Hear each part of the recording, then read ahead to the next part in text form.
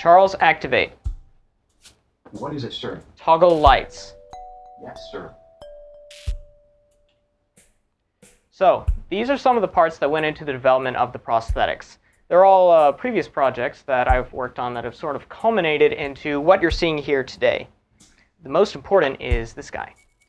This is the biofeedback module, which basically picks up tiny electrical signals inside the brain and allows you to control the various portions of the prosthetics.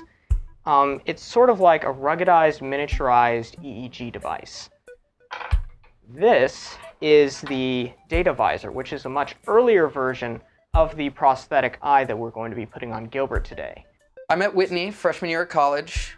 We were both engineers, had a lot of the same classes together. He came to school one day with this giant metal box strapped to his wrist, and I asked him about it.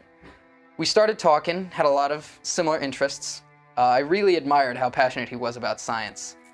I'm also really passionate about science, but I never came to school with a high-powered laser on my wrist.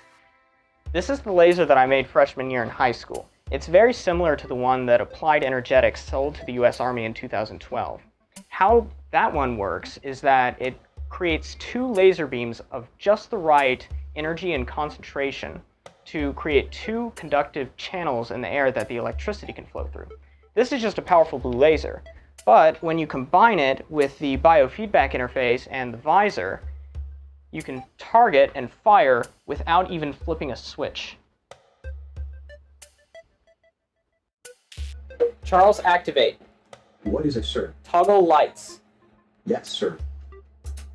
So, this is my plasma gun, which also produces an ion beam. One of the interesting effects that it can produce is something akin to telekinesis. Of course, the HV generator inside the lightning gun is much more powerful. When I first built the ion gun, I was still getting used to using electricity as a method of influencing the world around us. Generally, electricity tends to have a mind of its own and won't bend to the will of people to do work.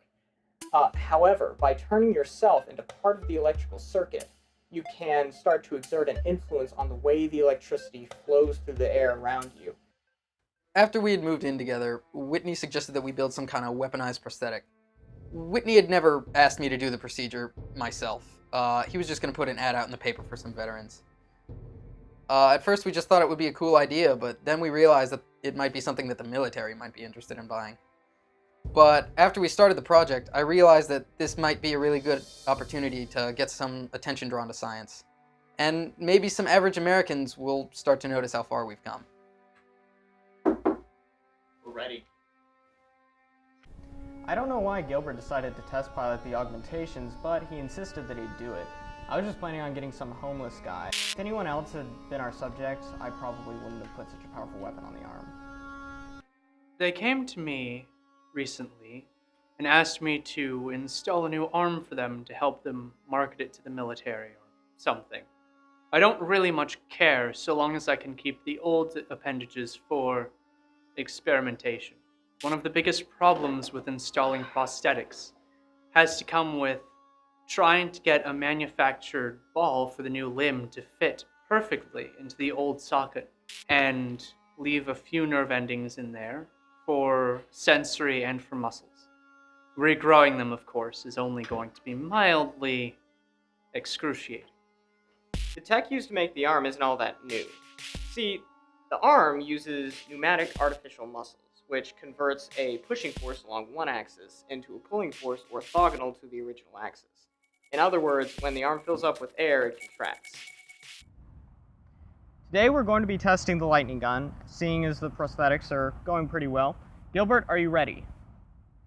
Lightning gun test in 3, 2, 1. It worked! Yes! It seems that some people don't realize that scientists have predicted that humans will be able to fully merge with technology by 2045. Robots have evolved to a point where they can hold a conversation with a person on their own. In 40 years, we got the same amount of technology that got man to the moon inside of our pockets, and now people just use it to play Fruit Ninja. Where are we going to be in 40 years? I think we'll probably be an even more disposable society than we are right now. Upgrading limbs and organs will be commonplace. At what point will we stop and ask, where the line needs to be drawn between man and machine. We need to start making these distinctions soon. Otherwise, everything that makes us human will eventually become obsolete.